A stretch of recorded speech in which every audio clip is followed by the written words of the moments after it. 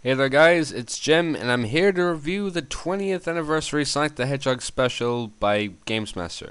The Blue Blur turned 20 just about a few days ago, actually a week or two ago to be honest. And as you can see by my channel picture, my channel icon, my Sonic Heroes review, and this bloody huge poster and random stickers in my room, I am a large Sonic fan. Hell, if you ask me would I rather own every Sonic game known to man or every Mario game known to man, I'd probably pick the Sonic games. Okay. That does make me a bit of a fanboy.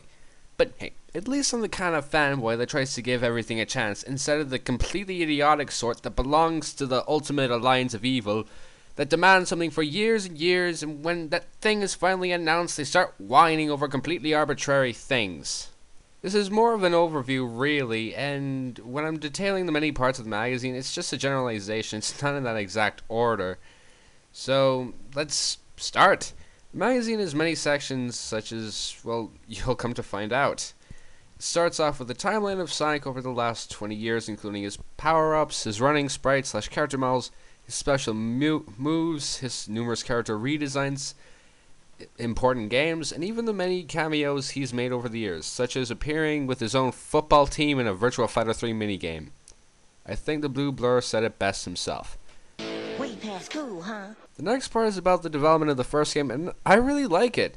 It shows off the other ideas for who could have been the main character, like the guy with Bart's hair, that wolf that loved America, and even Robotnik when he first wore pajamas. It also showed off ideas that were scrapped, like Sonic having his own rock band, and even his human girlfriend Madonna. Yeah, I'm not kidding there. Kinda strange how they actually thought of the idea of Sonic having a human girlfriend twice. Oh my god. My favorite part, however, are the sketches of Sonic and the level design ideas by the level designer of the Mega Drive games, Hirokazu Yasuhara. I'm not exactly sure why, but I just really enjoy these sketches. Maybe it's because I guess I have a thing for in development stuff. I really do like that sort of thing. Then we get the overviews / reviews of Sonic 1, 2, 3, CD, Sonic and Knuckles, Adventure, Rush, Chronicles, All-Stars Racing, Colors, and Sonic 4 Episode 1. Oh, phew. Yeah, it's basically under the tagline, Sonic's Greatest Games. Although one kind of ponders where the hell Adventure 2 and Rush Adventure are, considering that Rush Adventure actually got a higher score than Rush, and the Advanced series, but I digress. The overviews from Sonic 1 to Adventure are really detailed and pretty great to read. However, the overviews of Sonic 2 to CD are only 2 pages long compared to the original Adventure getting 6. It's a bit which is kind of annoying. And there's another thing that kind of gets me. In the Sonic 2 overview, they say that they didn't give a score to it because it came out before them, but they actually reviewed it in their first issue, and they gave it a 65. Yeah, you can probably understand why they did not want to mention that. Because, one, Sonic 2 is considered by many people to be the best game in the series, so a 65 would be very controversial.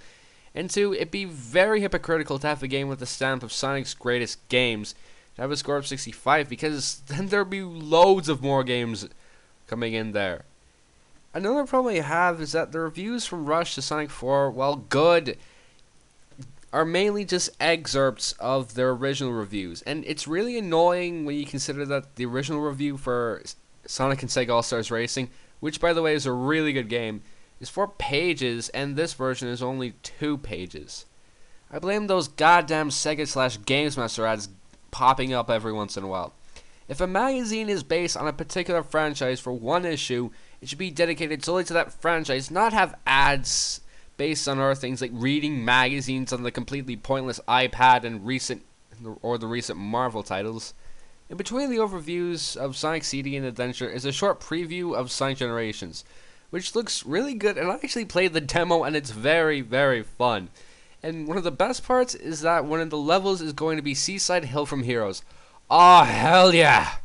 I'll just say that regardless of most people saying that Sonic sucks now, I mean, he's had bad games in the past and present, and it seems that the majority of you guys are too filled up with nostalgia to admit it. I mean, people say Shadow the Hedgehog shit when actually it was alright, but they blindly ignore Sonic Labyrinth. That doesn't make sense. And yeah, I really like classic Sonic's design in this game, and I actually prefer it over modern Sonic's. I mean, the last time they used that design was in Sonic Jam, which was 14 years ago, and you'd think they'd F it up a little bit, but no! It really sucks that he's not going to be appearing in any games from what I've heard. God damn it. Next is a gallery of really rare Sonic items and a rating of their rarity. It shows many items, including a Sonic Adventure 2 goblet that was given to the majority of the developers for making such great games, and also one particular single by Right Said Fred to promote Sonic 3. I'll get it a little more in depth on that in a minute. And there's also a preview of Mario and Sonic at the Olympic Games 2012, and well, what do you expect? It's another mini-game compilation. All I have to say is it's weird seeing Sonic ride a horse, and hey, at least the 3DS version has judo in it, so I mean, it'll just be really cool to see Tails kick Mario's ass. Oh my god, that would be epic. And every once in a while, there are pages detailing Tails, Knuckles, and Dr. Robotnik, and they're quite good as they describe the character, their many artworks and appearances and stuff, but I have to ask, where's the page about Sonic? You think that it's just self-explanatory?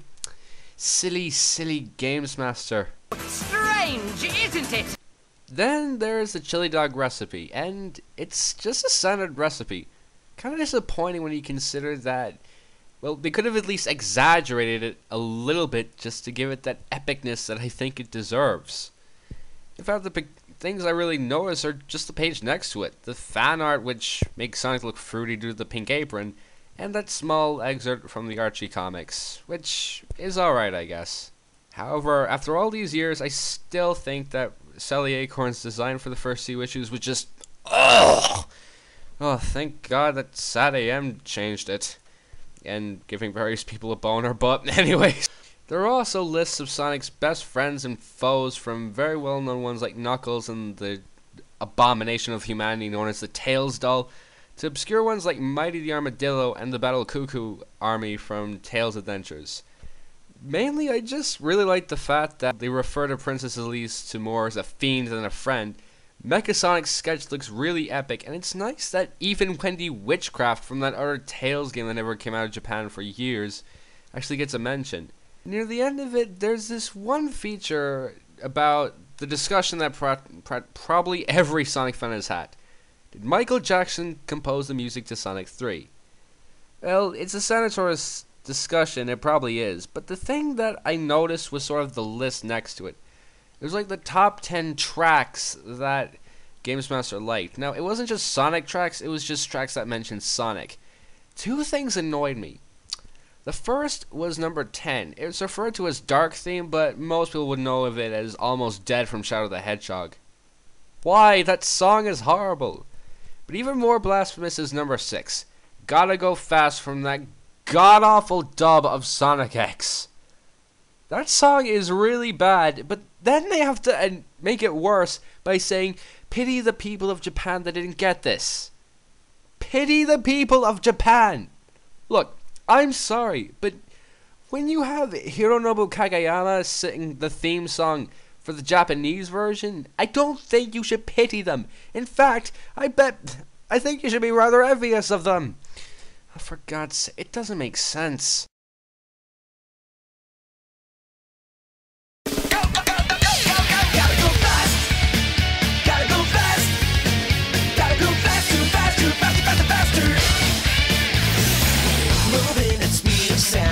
Quickest hedgehog around. Got ourselves a situation, stuck in a new location without any explanation. No time for relaxation. Don't wait. Don't think.